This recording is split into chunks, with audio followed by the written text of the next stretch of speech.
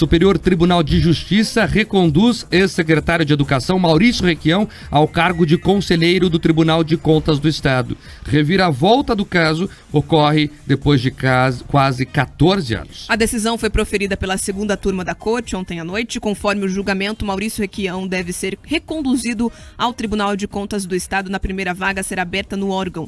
A decisão dos ministros do STJ ocorreu dentro de um recurso em mandado de segurança protocolado pela defesa de Maurício Requião no início de 2017 e que só foi julgado agora. A reviravolta no caso ocorre depois de quase 14 anos. Maurício era secretário estadual de Educação na gestão do irmão dele, Roberto Requião, quando foi indicado pela Assembleia Legislativa para a vaga no TCE. Ele foi nomeado em 2008, mas acabou sendo afastado um ano depois por uma decisão do Supremo Tribunal Federal que considerou a nomeação ilegal por nepotismo.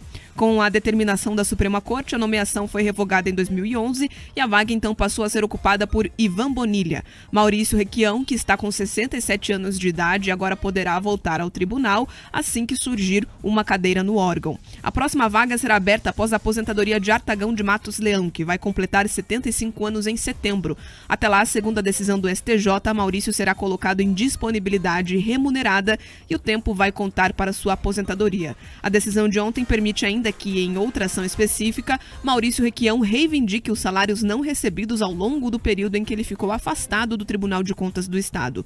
Questionado, o Tribunal de Contas do Paraná informou que só vai se manifestar quando for notificado oficialmente sobre o resultado do julgamento. Olha, a justiça brasileira é lenta, quase parando, mas nesse caso ela conseguiu se superar. 14 anos para tomar uma decisão. E isso causa um impacto tremendo ao Estado.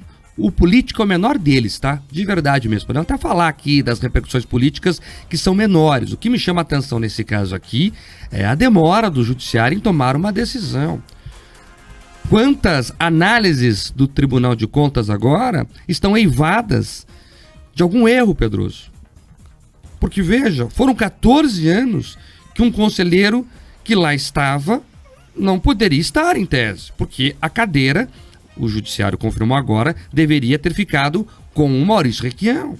E mais, agora vai gerar um passivo para o Estado do Paraná gigante, que pagou um conselheiro 14 anos e agora vai ter que pagar os atrasados do Maurício Requião de forma duplicada, porque ele deveria estar lá e não estava. E é direito dele adquirido. Se ele tinha que estar lá, se ele foi impedido por decisões judiciais equivocadas até então, segundo o próprio judiciário, que agora reviu, ele tem direito de receber. É uma bolada milionária. E quem paga a conta é você, meu caro ouvinte. Sou eu, é o Pedroso, é a Bia, é o pagador de impostos. E quem que vai ser responsabilizado por esse erro financeiro? Ninguém. Aconteceu aqui, né? Eu perdi a carteira aqui. É mais ou menos assim que tratam, né? E para o próprio CPF do Maurício Requião, que teve todos esses problemas aí de não poder assumir a vaga e deveria estar na vaga, segundo o próprio judiciário. Então, o erro judiciário é flagrante, é evidente. Eu sempre digo aqui, justiça que tarda falha sim. Olha o tamanho da falha. E agora, às vésperas de uma eleição, vem essa reviravolta, né, que aí tem impacto político, porque veja, essa vaga aí do Artagão que sai no mês que vem já estava meio que negociada, né? O mais cotado era o secretário Agostinho Zucchi, né, que é ligado aí ao Osmar Dias, irmão de Álvaro Dias. Agora ele sai do jogo, né, e o judiciário é que vai indicar a vaga através dessa decisão e não o sistema político do Estado. Então, a justiça brasileira me lembra muitas vezes um dramalhão mexicano. Eles gostam, vamos falar daqui a pouco do Alexandre de Moraes, eles gostam de grandes reviravoltas, o holofote acende aqui, e é entrevista, e é live, e é discussão, quando na verdade eles deviam se concentrar nos processos e julgá-los de forma mais ágil. Olha, esse caso é absolutamente chocante. Por alguns motivos eu quero aqui citá-los. O primeiro deles, que o Mark já citou bem, é a demora que o judiciário levou para tomar essa decisão. Mas mais do que isso, Mark, veja só, você tem uma contradição. E o judiciário brasileiro é engraçado como muitas vezes ele muda as suas intenções e decisões ao sabor do vento.